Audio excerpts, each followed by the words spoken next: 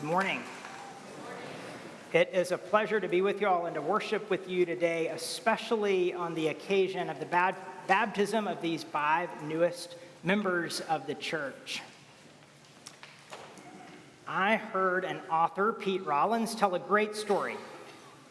It was about a person who was trying to find directions to a particular town and didn't know where to go. This was back in the era before smartphones and GPS. You have to remember way back to that era.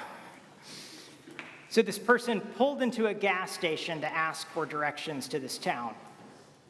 And the man there says, "Okay, get out a piece of paper and a pen." So the person gets out a piece of paper and a pen.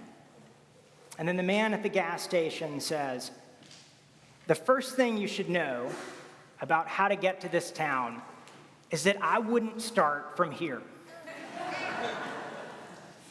The problem is that you've got the starting place wrong. I love this story. We don't get to choose our starting place. That's why I find this to be so meaningful. We don't get to choose in big ways, like where we're born, and we don't get to choose in small ways, like who we're going to run into today, and are they going to be nice to us or not? Turns out, we have to start from where we are. In our story today from the Gospel of Luke, these followers of Jesus seem to want any other starting point than the one they have. These folks have given up so much to follow Jesus. They've left their jobs, perhaps their families, to follow this man, this Jesus. And they did it because they saw in him a kind of life and energy that they hadn't known anywhere else. And mostly they saw it in small places and small interactions. They saw it when he ate dinner with prostitutes or the sick, or when he hung out with people in the lowest part of their social world. They heard him proclaim that God was especially present with people who were in trouble, with the poor, the sad. And then they saw him make that true when he was with these people who were mourning and sick and hungry. Everybody was included in this vision that they saw Jesus enact. These followers of Jesus, they saw so much life breaking into the world around him that they left their jobs to help him. And they heard him teach in all of these places that he went, mostly in very ordinary places, by the side of the road, in someone's living room. Care for each other, love each other, beyond every human boundary, and you're going to know life like you've never known it before, abundant life. That's what he called it. You are forgiven and free right now, loved right now, he proclaimed. Extend this forgiveness, this freedom, this love, extend it to other people. This abundant life, extend it to those around you, and you will know it yourself. And as they followed him, their hopes grew that he would be the one to reconstitute their kingdom. They'd been dreaming of independence from Rome, of a return to the old days, of their own kingdom and authority. And increasingly, they put those expectations on this man, this Jesus. He's the one to take us back to those good old days. But then it's over. He provokes the authorities one too many times, and he's killed and gone.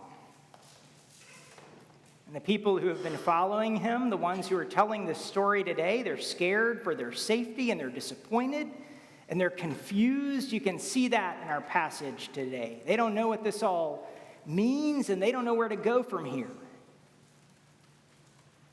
And the pendulum has swung so much for them that they've gone from seeing abundant life everywhere, back when Jesus was alive, and there was life and possibility in every interaction, even with the poor and the sick. But now, in fear and confusion, they're shut down so much that they don't even recognize him when he shows back up with them. That's how the story we read today goes. And then he takes an ordinary piece of bread and he says, "This is blessed with the presence of the holy." When you break it and share it, if you are paying attention, you will know me in it. You've forgotten, he seems to say, that this doesn't so much happen in grand moments. It is the ordinary. It's a dinner with a friend. It's acknowledging someone who's sick. It's showing compassion beyond the boundaries that separate us. That's how you will know me, Jesus seems to say. It is not the story or situation that they would have chosen. But Jesus says to them, take this ordinary moment and bless it and share it, and you will know my presence in it. In just a minute, we're going to take the most ordinary substance we know, water. It's mostly what we are. And we will say, this is what washes us clean. This is what makes us new. This is how we know we are joined to each other and to God. Not with something remote or far away, but in the most common substance we have. We will say, this is blessed with the presence of the holy. That there is a depth to life present in this moment. If we look for it, if we share it, then in this moment, we can know the depth of life that is God. In our story this morning, it's sure not the grand vision that these followers imagined. It is in one piece of bread. It's in one phone call that comes at just the right time. Maybe just one text message.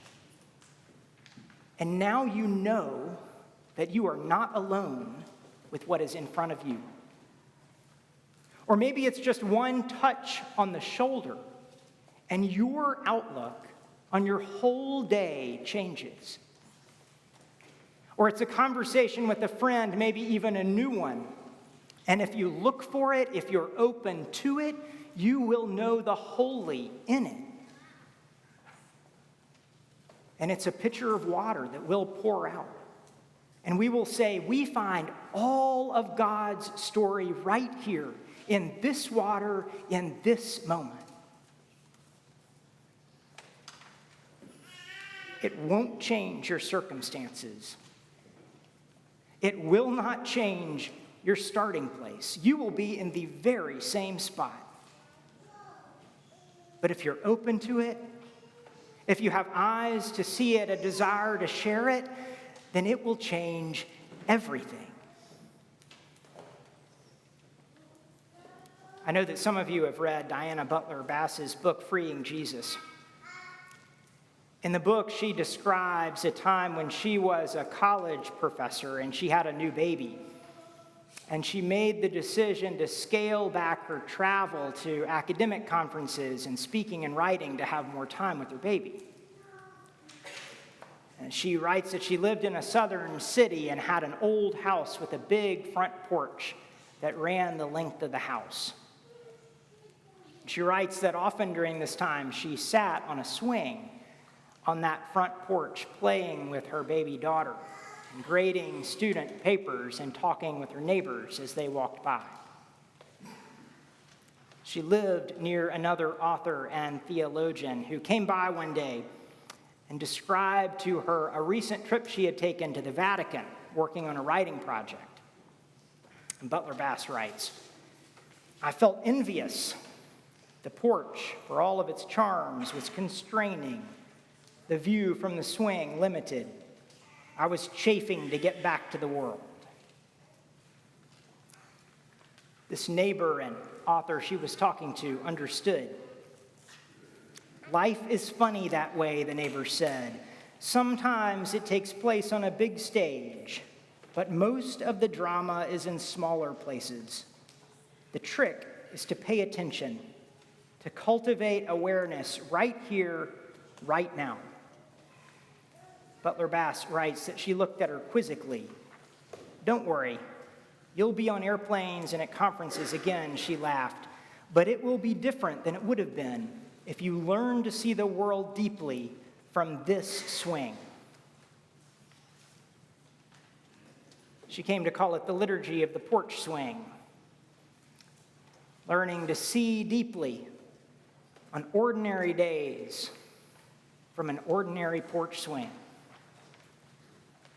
A pitcher of water. A conversation with your neighbor. A piece of bread. A touch on the shoulder. It will change nothing. Not a single thing. And if you look deeply enough to see it shimmer with the holy, then it will change everything. Amen.